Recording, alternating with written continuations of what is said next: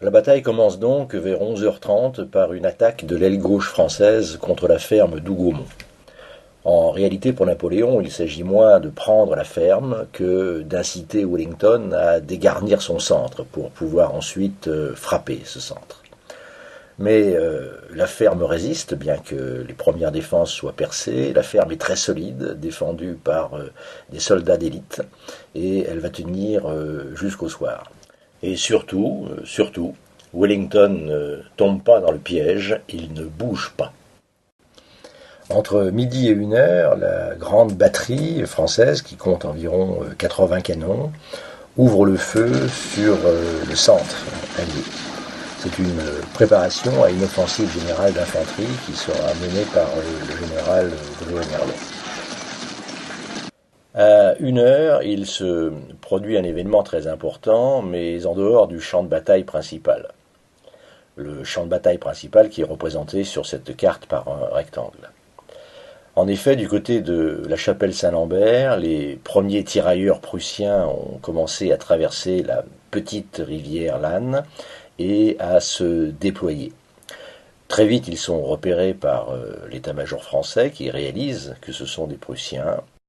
On voit donc que, contrairement à la légende, répandue surtout par Victor Hugo à travers Les Misérables, Napoléon n'a pas réalisé à 7h du soir que c'était Blücher qui arrivait à la place de Grouchy. Il sait très bien, à partir d'1h de l'après-midi, que les Prussiens commencent à arriver. Curieusement, Napoléon ne réalise pas l'ampleur du danger. Il reste arc-bouté sur son erreur de la veille, Blücher n'est plus dangereux. Et par exemple, il n'envoie pas les troupes, même peu nombreuses, qui auraient pu longuement retarder le franchissement de la Lanne par les Prussiens. Par contre, Napoléon fait envoyer par Soult un message à Grouchy, lui enjoignant de modifier sa route et d'attaquer Blücher pendant sa marche, de le surprendre en flagrant délit, dit le message. Napoléon pense que ce sera suffisant. Ça ne sera pas suffisant. Déjà vers midi, au début de la canonnade, Grouchy avait été pressé par ses officiers de modifier sa route et de marcher au canon sur Waterloo. Mais il n'avait pas cru devoir désobéir à l'ordre formel de Napoléon de marcher sur Wavre. Le nouvel ordre de Napoléon ne lui parviendra que trop tard, alors qu'il est déjà pratiquement à Wavre, et qu'il a dépassé les ponts qui lui auraient permis de franchir la Dyle. À partir de 4h30, Grouchy va attaquer l'arrière-garde prussienne à Wavre, et remporter d'ailleurs un beau succès, mais qui ne servira à rien, l'essentiel se décidant dans la plaine de Waterloo.